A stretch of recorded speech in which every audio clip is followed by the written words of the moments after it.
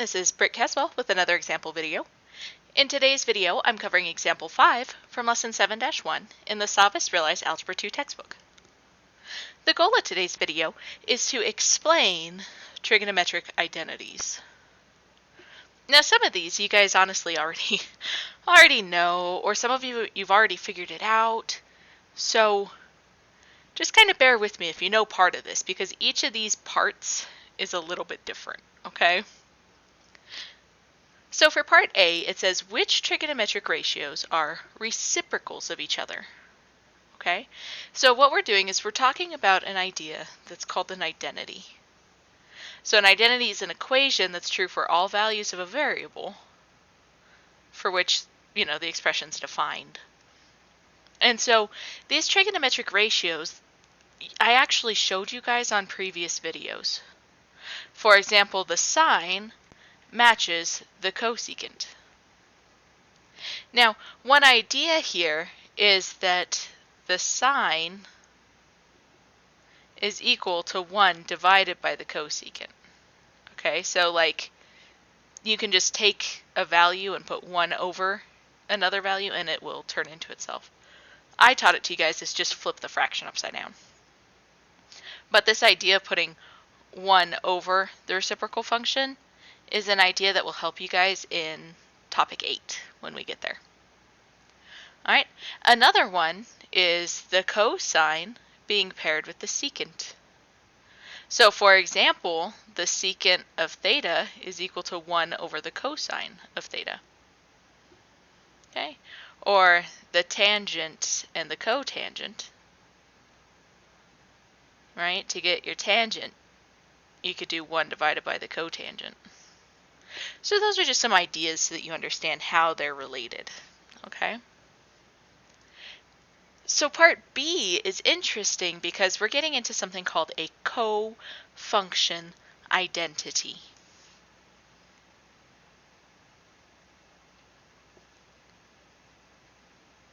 All right, so a cofunction identity is a relationship between these two functions that are kind of paired together. And so what I want to do is I want to kind of draw, actually I'm just going to snipping tool, save myself a little bit of time. So I'm going to snipping tool this picture from Savvas and let's talk about it. And so with this picture, you have a right triangle with 2 more Greek letters. This A is the Greek letter alpha and this B is the Greek letter beta. Okay, and so some kind of things to think about with like complementary angles. Alpha plus beta is equal to 90 degrees, right? You know that because the inside of a triangle is 180 degrees, and a right angle is 90. So alpha and beta, if I add them together, equals 90. So that means that alpha is equal to 90 minus beta, and beta is equal to 90 minus alpha. So those are some kind of ideas here. So if I go to compare them,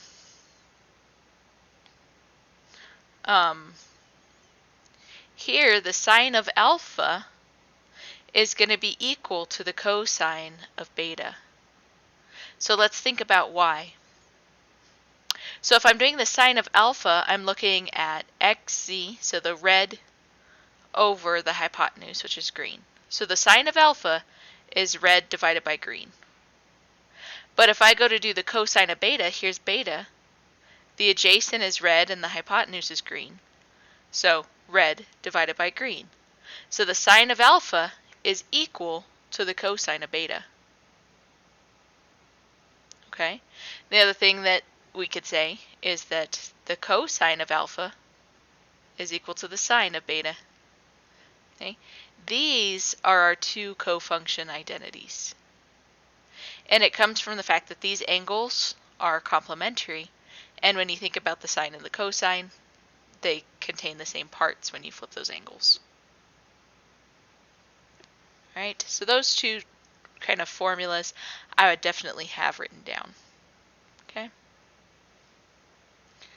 All right, so here on C, we have triangle DEF, which I'm, again, going to just snipping tool from the textbook to try to save ourselves a little bit of time. There we go. So triangle DEF has a right angle, which is angle F. You can see that here. The measure of angle D is alpha, so you see they put in alpha. And the measure of angle E is beta. So if the sine of alpha is 8/17, and the cosine of alpha is 15/17, they want you to find the sine of beta and the cosine of beta. Okay? So the first thing that they did was they labeled the triangle according to this sine and this cosine. So the sine of alpha is 8/17, so 8 is opposite of alpha, and 17 is the hypotenuse. And the cosine of alpha is equal to 15, so the adjacent is 15/17 where the hypotenuse is. So they just used this information to label our triangle. And then they say to find the sine of beta and the cosine of beta. Now here's the thing is we can use this formula here that says the sine of beta is equal to the cosine of alpha. So right away I could tell you that it's equal to 15/17. Or I could use this labeled triangle to realize that my opposite is 15 and my adjacent is 17. And then the cosine of beta, remember the cosine of beta is the same thing as the sine of alpha. And so my sine of alpha is 8/17.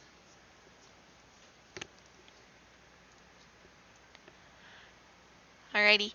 Now the try it is just asking for the cofunction relationships for the tangent. And so these look a little strange, but they're also things I would write down.